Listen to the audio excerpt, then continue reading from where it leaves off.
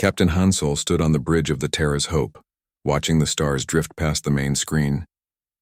His ship was small compared to the massive vessels of other species, but it had served humanity well for the past 3 years. The crew moved quietly around him, checking their instruments and making small adjustments to their course. "Sir, we're approaching the survey zone," said Commander Boram from her station. She was young for her rank, but Hansel trusted her judgment completely. "Should I begin the scanning sequence?" Hansel nodded. "Go ahead. Let's see what this system has to offer."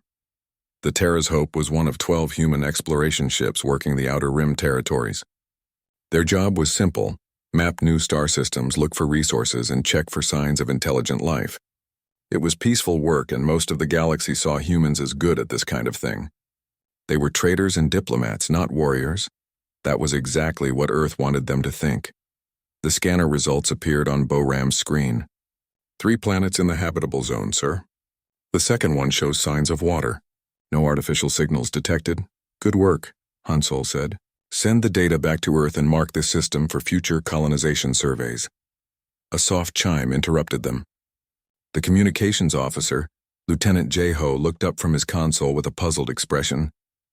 "Captain, we're receiving an encrypted message from Earth. Priority level, Omega." Hansel felt a chill run down his spine. Omega-level messages were rare. In his 15 years of service, he had only seen 2 of them. Both times something important had happened. "Route it to my ready room," he said. "Boram, you have the bridge." Hansel's ready room was small but comfortable. He activated his personal terminal and entered his security codes.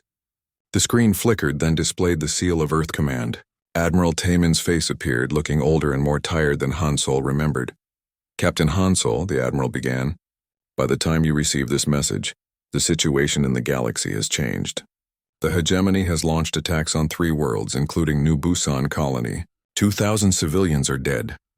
Hansel's hands clenched into fists. New Busan was a farming world, home to families who had left Earth to build a better life among the stars. The Admiral continued. "The Galactic Council is meeting, but you know how they work. They will debate while people die. Earth Command is implementing special protocols. You are to proceed immediately to coordinates 847.223.891 and await further orders. Tell no one except Commander Boram. This message will delete itself in 10 seconds. The screen went dark. Hansel sat in silence for a long moment, staring at the blank display. The coordinates meant nothing to him, but he memorized them anyway. He returned to the bridge and called Boram aside. In quiet tones, he explained what he could without revealing too much. Her eyes widened as she listened. "Those coordinates," she said. "They're in empty space. There's nothing there according to our star charts." "Earth Command doesn't send Omega messages for nothing," Hansel replied. "Set course immediately. Maximum speed." As the Terra's Hope changed direction and jumped to faster-than-light travel, Hansel thought about the hegemony. They were a coalition of 2 species, the reptilian Vorthak and the insectoid Krix. Both were aggressive and territorial. For years, they had been expanding their borders, taking worlds from weaker species. The Galactic Council always found excuses not to act. The hegemony was too strong, they said. Military action would only make things worse. Better to negotiate and hope for the best. Meanwhile, across the galaxy, the Galactic Council was indeed meeting in emergency session. Admiral Taemin sat at the human delegation table, watching as representatives from dozens of species made speeches about peace and diplomacy. "The attack on New Busan is tragic," said Ambassador Veltar of the Centauri Republic, "but we must not respond with violence. That would only lower us to their level." Admiral Taemin stood slowly. He was an old man now, with gray hair and scars from battles the Council preferred to forget. "With respect, Ambassador, the hegemony has killed over 10,000 civilians in the past week. How many more must die before we act?" "Violence is not the answer," replied the Altarian representative. "We must show them that civilization is better than barbarism." "Tell that to the families on New Busan," Taemin said quietly. The debate continued for hours. Species after species offered sympathy but no real help. Some promised to send medical supplies or accept refugees. None offered to fight. Taemin listened with growing frustration.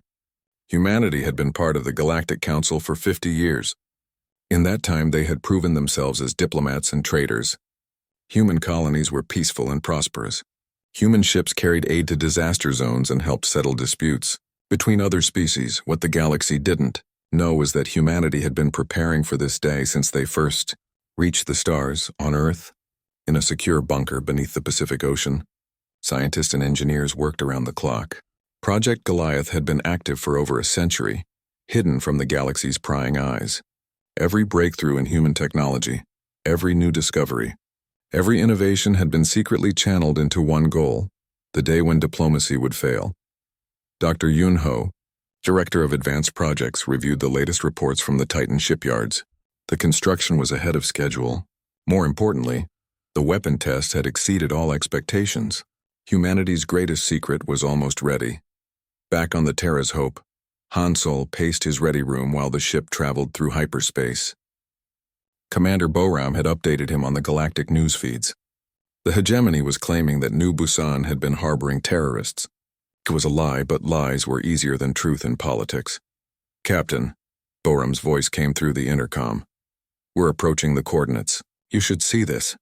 Han Sol hurried to the bridge. The main screen showed empty space just as their charts predicted. But something was different.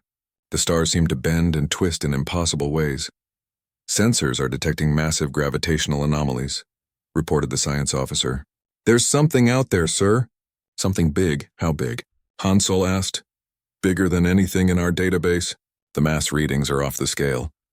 Boram checked her instruments twice before speaking. "Captain, according to these readings, there's an object out there larger than most space stations. But we can't see it." Han Sol stared at the empty space on the screen. After 50 years of hiding among the stars, pretending to be nothing more than peaceful explorers, humanity's true nature was about to be revealed. The Terra's Hope drifted toward coordinates that officially didn't exist, carrying a crew that was about to learn what their species had really been doing while the galaxy slept. The Terra's Hope moved slowly through what appeared to be empty space. Han Sol watched the main screen, seeing nothing but stars and darkness. But the ship's sensors told a different story. "The gravitational readings are getting stronger," reported Lieutenant J-Ho from his science station. "Whatever is out there, it's huge." "Follow the coordinates exactly," Han Sol ordered. "Don't deviate by even a meter." Commander Boram worked at her navigation console, making tiny adjustments to their course. The ship's engines hummed quietly as they moved deeper into the void. Then something strange happened. The stars began to shimmer like heat waves rising from hot pavement. "Captain," Boram said, her voice filled with wonder, "look at this." The empty space in front of them rippled like water. The darkness peeled away in layers, revealing something that made the entire crew gasp. A massive construction facility appeared before them, stretching across dozens of kilometers. Lights twinkled along its surface like a small city. "It's a cloaking field," whispered J-Ho. "The most advanced one I've ever seen." A new voice came through the communication system. "Terra's Hope, this is Titan Control. Welcome to the shipyards. Please dock at Bay 7. Han Sol had so many questions he didn't know where to start, but he followed the instructions, guiding his ship toward the facility. As they got closer, he could see the true size of the structure. It was enormous, bigger than any human space station he had ever heard of. They docked smoothly, and Han Sol ordered most of his crew to remain on the ship. Only he and Boram would go aboard the facility. They walked through the airlock and found themselves in a corridor that could have held their entire ship. A man in a white lab coat was waiting for them. He was middle-aged with kind eyes and graying hair. "Captain Han Sol, Commander Boram." "I'm Director Yun Ho. Welcome to humanity's best-kept secret." They followed him through corridors filled with workers and strange equipment. Through large windows, Han Sol could see construction bays where sparks flew, and massive pieces of metal were being welded together. "What is this place?" Han Sol asked. "This is where we build the future," Yun Ho replied. "For the past century, while the galaxy thought we were just peaceful traders, we've been preparing for the day when peace wouldn't be enough." They entered an elevator that took them up several levels. When the doors opened, they stepped onto an observation deck that looked out over the largest construction bay Han Sol had ever seen. And in that bay, taking up most of the space, was something that defied belief. It was a ship, but calling it a ship was like calling a mountain a hill. It stretched for kilometers, its hull dark and sleek. Weapon systems lined its surface like scales on a dragon. Engine ports at the rear could have swallowed Han Solo's ship without touching the sides. My God, Boram whispered. How big is it? 50 kilometers from bow to stern, Yunho said with quiet pride. The largest warship ever built by any species in galactic history. We call her the Ragnarok. Han Solo stared at the massive vessel. How is this possible? The resources alone? We've been working on this for over 100 years, Yunho explained. Every human colony sends materials. Every research station contributes technology. We've built this in secret, one piece at a time. A woman in an engineering uniform joined them on the observation deck. She was tall and confident with oil stains on her hands. I'm Chief Engineer Daun, she said. Would you like the technical tour? They spent the next 2 hours learning about the Ragnarok. Daun explained how the ship was powered by controlled black hole generators. The weapons could manipulate space-time itself, tearing holes in reality. The armor was made from materials that existed partially outside normal space. The technology comes from artifacts we found in human space, Daun explained. Ruins of a civilization that was old when the galaxy was young. We've spent decades figuring out how their science worked. They met Captain Jinwoo in the ship's command center. He was younger than Han Solo expected, but his eyes held the steady confidence of a born leader. The bridge around him was enormous with control stations for dozens of officers. The Ragnarok has never been tested in real combat, Jinwoo said as he showed them the weapon systems. But our simulations suggest she can take on entire fleets and win. Why show us this now? Han Solo asked. Why reveal the secret? Jinwoo's expression grew dark. Because the hegemony just destroyed the colony on Minerva 3. 8,000 people dead. They're moving toward the galactic core, and the council is still debating. Director Yunho received a priority message on his personal communicator. He read it quickly, then looked up at the group. Earth Command has made the decision. Protocol 7 is now active. What's Protocol 7? Boram asked. The end of humanity's peaceful phase, Yunho replied. The Ragnarok is officially commissioned. We're going to war. The shipyard suddenly came alive with activity. Workers rushed to complete final systems. Supply ships docked to load ammunition and supplies. The great ship's engines began to glow with barely contained energy. Jinwoo turned to his bridge crew. All hands prepare for departure. Navigation, plot a course for the hegemony's advance fleet. Weapons, bring all systems online.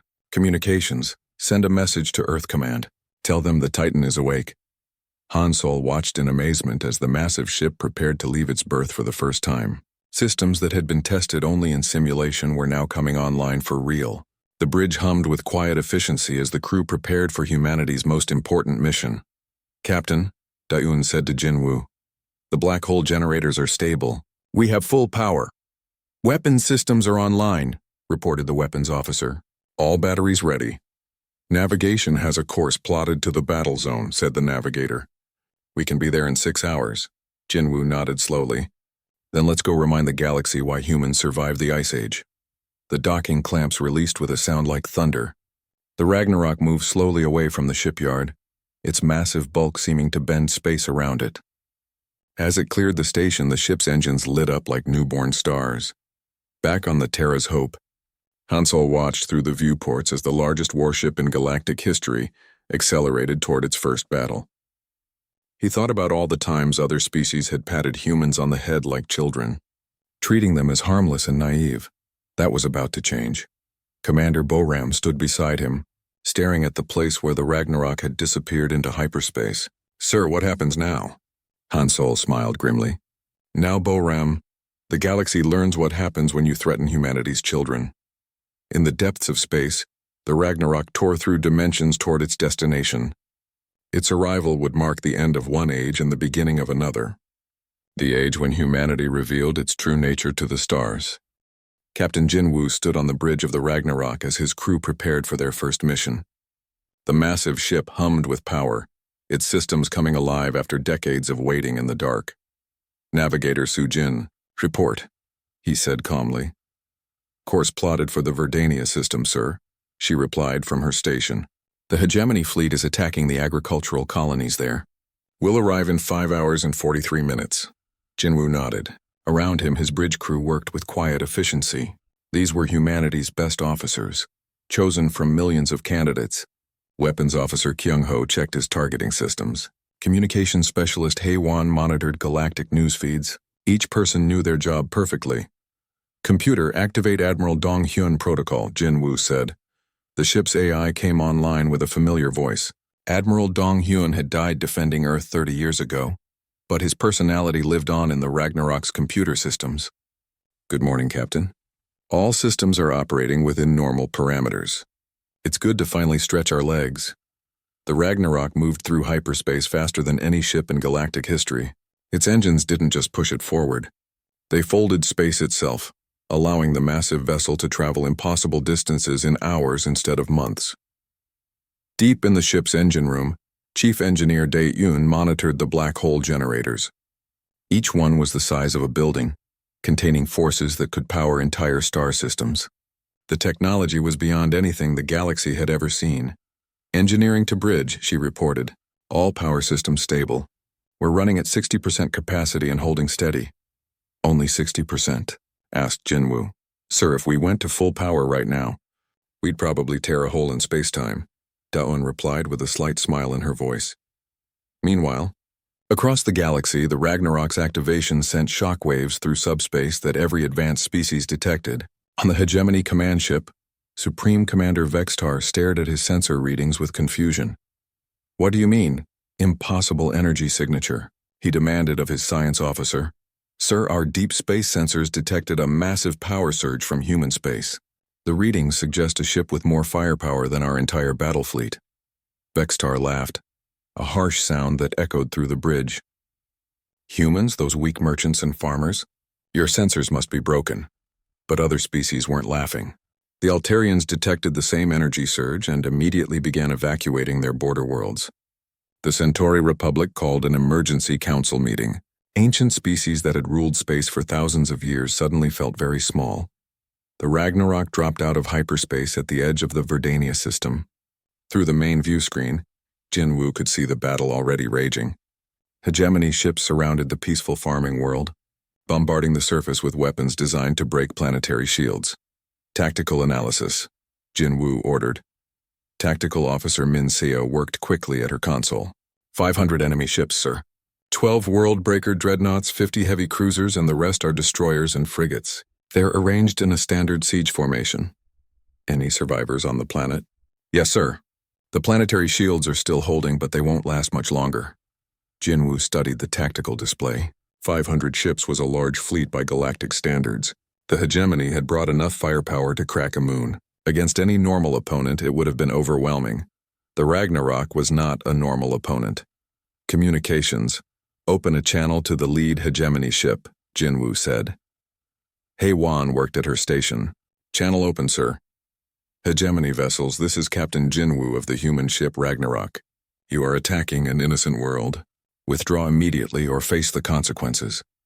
The response came quickly, filled with arrogance and contempt. Human ship, you are outnumbered 500 to 1. Surrender now and we may let your crew live as slaves. Jin-woo sighed. So be it, all hands prepare for combat operations. Weapons Officer Kyung-ho, target their command ship. Single shot, minimum power. Sir, minimum power might still vaporize half their fleet, Kyung-ho warned. That's why I said minimum power. Fire when ready. The Ragnarok's smallest weapon fired a beam of pure energy across space. It wasn't even one of the ship's main guns. Just a secondary battery designed for fighting small targets. The beam struck the Hegemony command ship and erased it from existence in less than a second. Silence fell across the battlefield. 499 enemy ships suddenly realized they were facing something beyond their understanding. Communications. I'm reading panic signals from the enemy fleet, reported Hae-won. They're trying to figure out what just happened. Supreme Commander Vextar was aboard his flagship, the Conquest, when he saw his command ship disappear. His bridge crew stared at their instruments in confusion. How? He whispered. How did one shot destroy a dreadnought? His science officer's voice was shaking. Sir, the energy readings from that human ship. It's impossible. No vessel can generate that much power without tearing itself apart. Vextar looked at the tactical display. The human ship was massive, larger than anything in Hegemony records, but size alone didn't explain what he had just witnessed. All ships concentrate fire on the human vessel, he ordered. Everything we have. 499 ships opened fire at once. Plasma beams, quantum torpedoes, gravity missiles, and every other weapon in the hegemony arsenal struck the Ragnarok simultaneously. The space around the human ship lit up like a small sun as enough firepower to destroy a planet hit its shields. When the light faded, the Ragnarok sat unchanged in space. Its shields flickered briefly, then stabilized. Engineer Daun's voice came over the intercom with amusement. "Captain, they're tickling us. Shield strength is at 98%. Jinwoo shook his head sadly. They could have just left. Navigator Sujin, plot an intercept course for their flagship. Ahead full. The Ragnarok began to move. Unlike other ships that had to maneuver around obstacles, it simply went where it wanted. Smaller hegemony vessels scattered from its path like leaves before a hurricane. "Sir, they're launching fighters," reported Minseo. Thousands of small attack craft swarmed toward the human ship. In normal combat, such numbers could overwhelm even large vessels by attacking from all angles at once. "Point defense? Activate," Jinwoo said calmly. The Ragnarok's point defense system was designed to stop asteroids and space debris. Against fighter craft, it was like using a cannon to swat flies. Beams of coherent energy reached out and touched each fighter once. In seconds, the entire attack wing was reduced to scattered atoms. Vextar watched his fighters disappear and felt something he hadn't experienced in decades. Fear. This wasn't a battle. It was a demonstration. The human ship could have destroyed his entire fleet with its first shot, but it was holding back. "Sir," his weapons officer said, "should we retreat?" "No," Vextar replied through gritted teeth. "Deploy the quantum mines. If we can't destroy them, we'll ram them." The hegemony's most desperate tactic involved loading ships with quantum explosives and crashing them into enemy vessels. It was a suicide attack, but against this monster it might be their only chance. Jinwoo watched the enemy ships change formation. "They're going to ram us," he observed. "How typical. Should we destroy them, sir?" asked Kyung-ho. Jinwoo looked at the tactical display. These were not soldiers defending their homes. They were invaders who had come to murder farmers and families.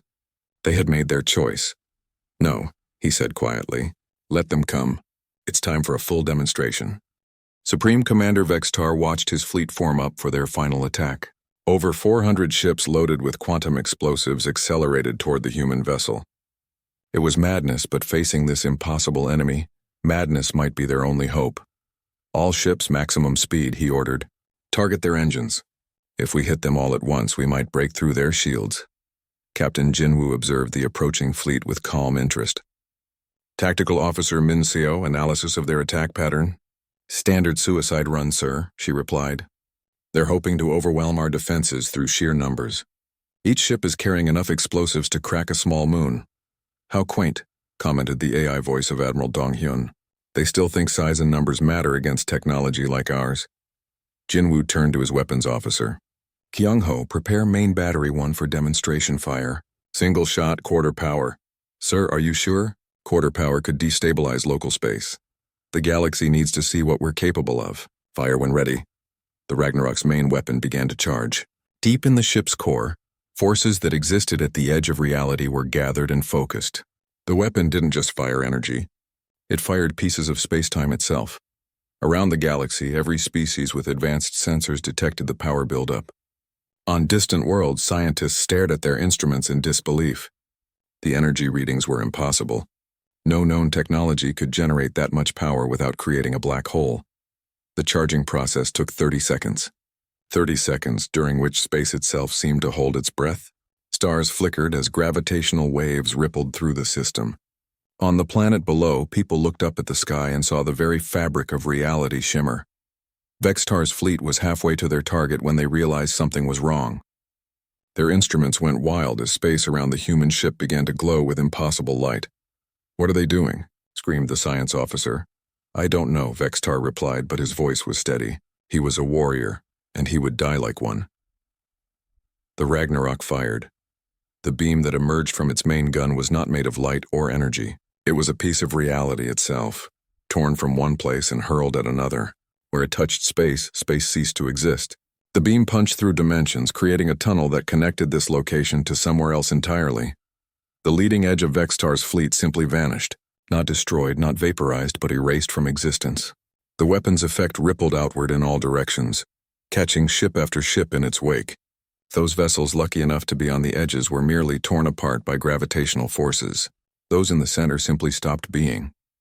The beam continued past the fleet, past the planet, past the star system itself. When it finally dissipated, it had traveled 3 light years and left a tunnel of empty space in its wake. Stars that had shone for billions of years were gone, leaving nothing but a dark scar across the galaxy. In less than 5 seconds, the entire hegemony fleet ceased to exist. Where moments before there had been hundreds of ships and thousands of warriors, there was now only empty space and scattered particles. On planets across the galaxy, people watched their telescopes and saw the impossible. A beam of light had reached across space and erased an entire star system's worth of matter. Scientists checked their instruments 3 times before believing the readings. Jin Woo looked at the empty space where his enemies had been. "Status report," he said calmly. "All enemy vessels destroyed, sir," reported Min Seo. "No survivors detected." "Weapon systems operating normally," added Kyung-ho. "Main battery 1 is ready for another shot if needed." Communications specialist Hae-won looked up from her station with wide eyes. "Sir, we're receiving messages from across the galaxy. News networks, military commands, government leaders. Everyone wants to know what just happened." "And what are we telling them?" Jin Woo asked. Admiral Dong Hyun's AI voice carried a note of satisfaction.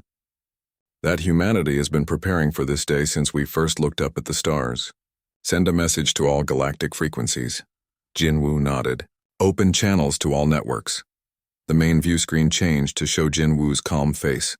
Across the galaxy, on thousands of worlds and millions of ships, people watched as a human captain addressed them for the first time as an equal. "Citizens of the galaxy," he began. "This is Captain Jin Woo of the human battleship Ragnarok. Today the hegemony learned what happens when peaceful species are pushed too far. We did not want this war, but we will finish it." He paused, letting his words sink in across space. "For 50 years, humanity has walked among you as friends and partners. We have traded fairly, helped in disasters, and sought peace in all things. But while we worked for peace, we also prepared for war. The ship you have just witnessed is our answer to those who would harm the innocent." On the hegemony homeworld, emergency councils convened in panic. Military leaders who had seemed invincible hours ago now spoke of surrender. The humans had just demonstrated power beyond anything in recorded history. To the hegemony leadership, Jin Woo continued, "You have one choice. Withdraw from all occupied territories immediately and cease all hostile actions. If you do this, we will allow your species to live. If you refuse, we will come to your worlds and demonstrate what happens when humanity stops being patient." The message ended, leaving the galaxy in stunned silence. On Earth, Admiral Taman smiled as he read the reports. Project Goliath was no longer secret. The galaxy now knew that humanity was not just another peaceful species to be protected or ignored. In the depths of space, more human ships began to emerge from hidden bases. The Ragnarok had not been built alone. Sister ships, each one a mobile fortress capable of destroying entire fleets, took their positions throughout human space. Back on the Ragnarok's bridge, Navigator Su-jin plotted courses to hegemony territories. "Sir, we could reach their home system in 12 hours. "Not yet," Jin Woo replied.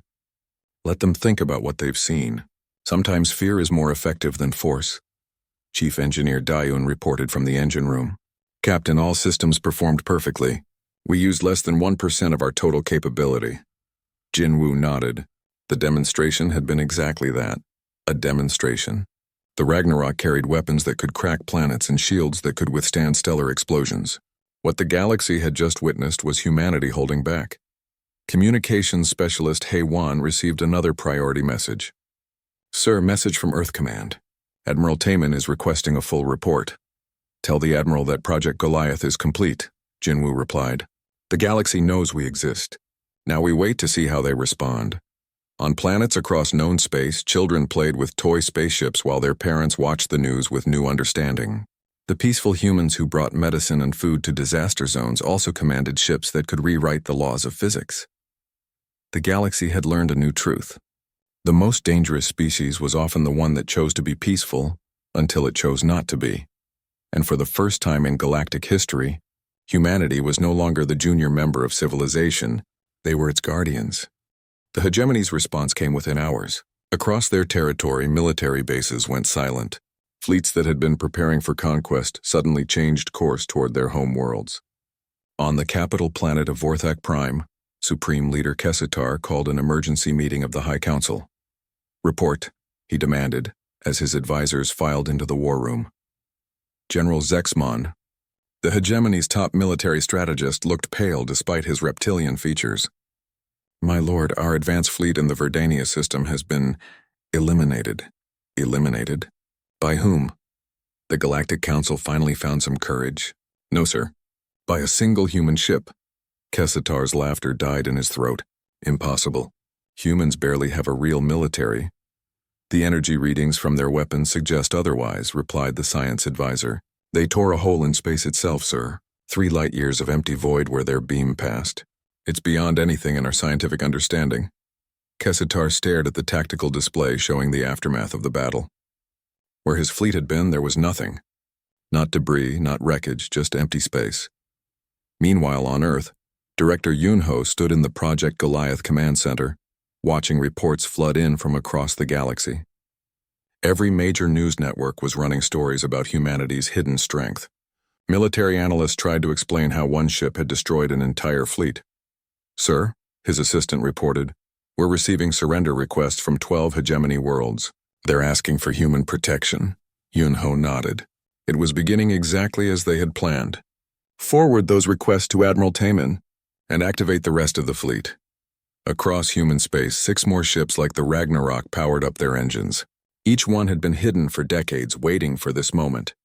The Terra's Fury, the Midgard, the Olympus, the Avalon, the Shangri-La, and the Elysium. 7 ships that could reshape the galaxy. Captain Jinwoo received new orders while the Ragnarok patrolled the space around Verdania. The planet below was safe now, its people rebuilding after the brief siege. But the war was not over. "Navigation, plot a course for the hegemony border," he ordered Navigator Sujin. "It's time to end this." "Sir, the hegemony home fleet is gathering at Vorthak Prime," reported Tactical Officer Minseo. "Over 1,000 ships, including their entire reserve force." 1,000 ships, mused Jinwoo. "They're learning, at least." The AI voice of Admiral Donghyun chuckled. "Still not enough, I'm afraid. Should we bring the other ships to assist?" "No," Jinwoo replied. "Let's see if we can convince them to surrender without more bloodshed."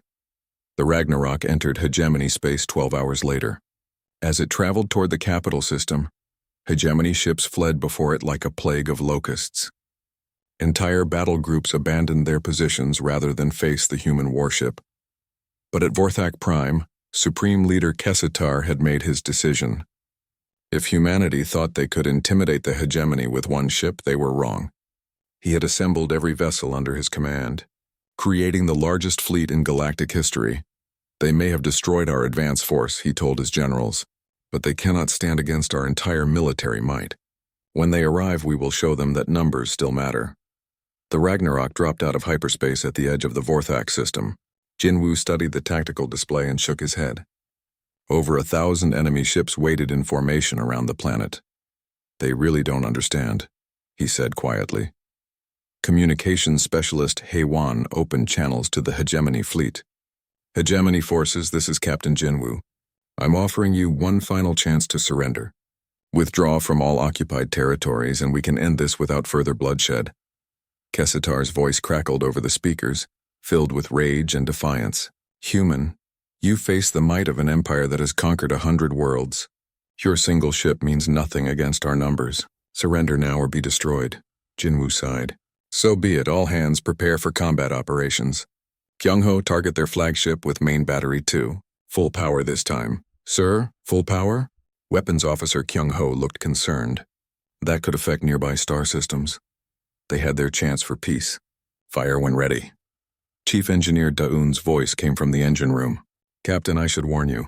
Full power from the main batteries will create a temporary rift in space-time. It might be visible from other galaxies."